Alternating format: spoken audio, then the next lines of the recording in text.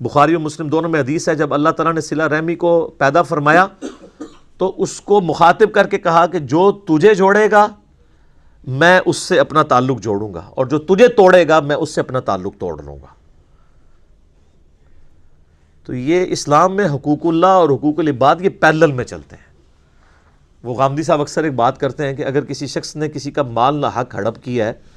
یا کسی نے اپنے بھتیجوں یا بھانجوں کی جائیداد کے اوپر ناحق قبضہ کر لیا ہے، یا اپنی سسٹر کی وراثت دبا لی ہوئی ہے،